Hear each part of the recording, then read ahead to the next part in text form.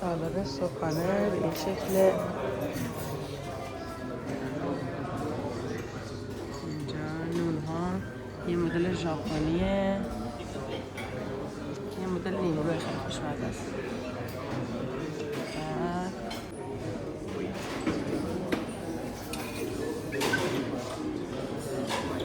سوپاس اینجا این پلوه.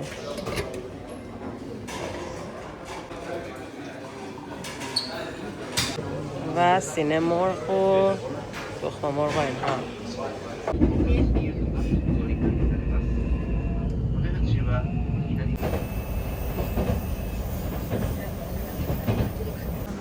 هاکونه یوموتو.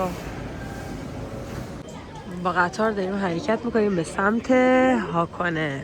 از طرف توکیو اومدیم و الان منتظر قطاری هستیم که بره به سمت هاکونه.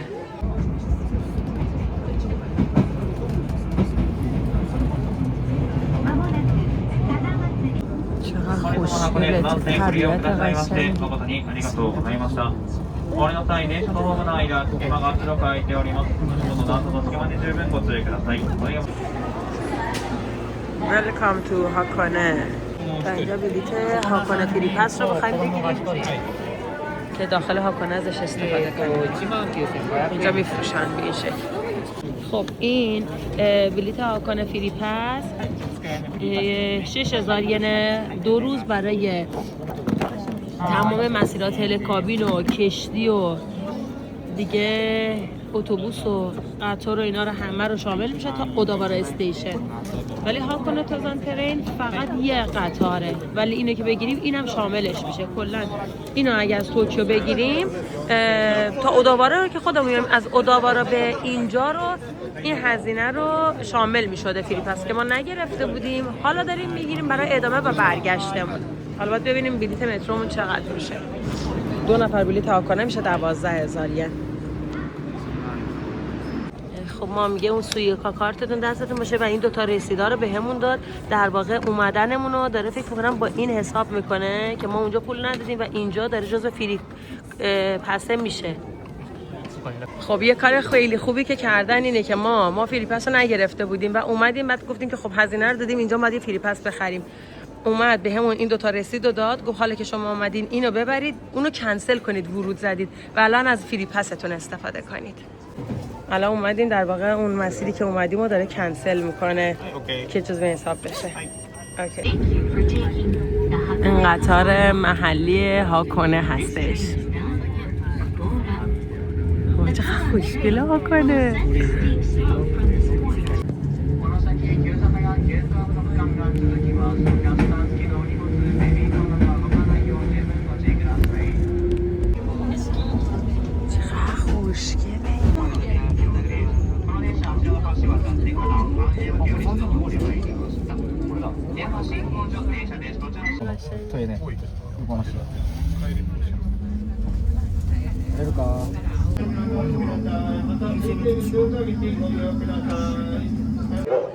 چه خبره؟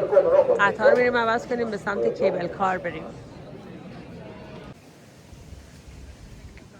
چه صف طولانیه برای کیبل کار. واو. اینو برای یادگاری از هاکونه گذاشتن که اینطوری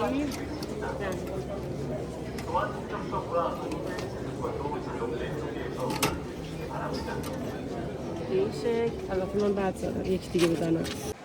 این مسیری بود که اومدیم. چقدر خوشگله. آخرین ساعت این کیبل کارم 16:45 که میشه باز برگشت. ظرفیت اینا 18 نفر است.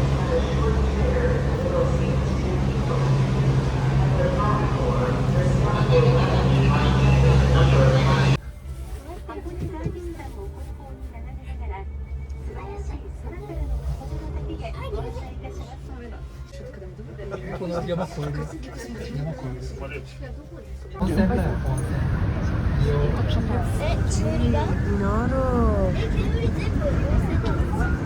اینا چی بود؟ گرد انگار میاد. اینا رو یه پشت کوه که سبز بود یه اومدیم اینجا. و شانس ما چقدر خوبه که توی مه نیست، قله رو داریم میبینیم. این تخم مرغ سیاه معروف اینجا. این تخم مرغ سیاه که اعتقاد دارن اینجا هر کسی بخوره 7 سال به عمرش اضافه میشه. ببین یه تخم مرغ سیاه، ببین تمام محصولاتی که چیزه با همین تخم مرغ یا درست شده یا عروسک، هر چیزی که یادآور این تخم مرغ سیاه هست جا هستش. حتی این بیسکویت ها، همه این کوکی ها رو همه رو به این شکل درست کردن. میبینین یه فروشگاه وسط ایستگاه های تلکابین. حتی ماسک صورت با همین تخم مرغ سیاه، گوگل تخم مرغ سیاه.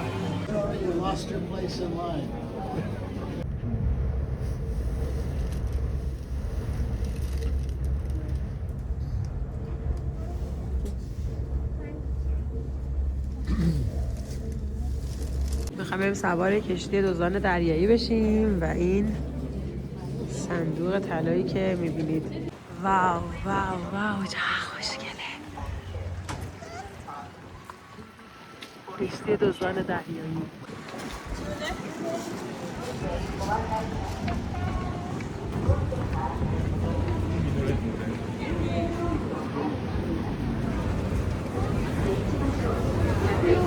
این فضای بیرونی کشتی خیلی خوشگله، هر جاشو نگاه میکنی سیر نمیشی.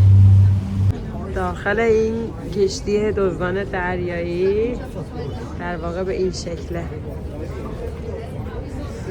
چقدر گرمه، چقدر بالا ما سرد بود، داشتیم عکس میگرفتیم.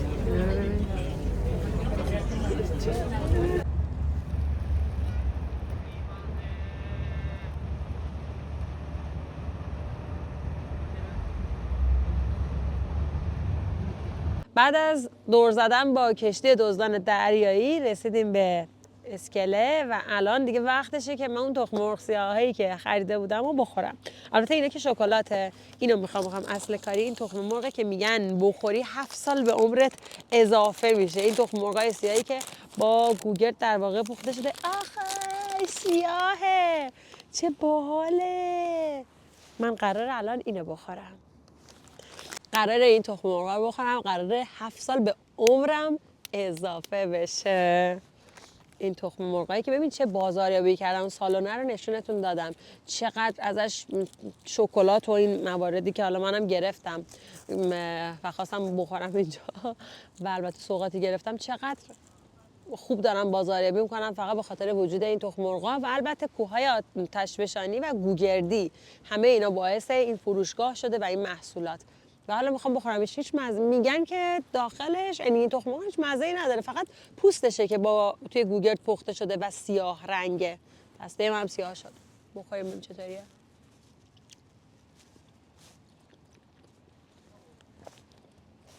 هفت سال به عمر من اضافه شد. شاهد شمایید همینجا.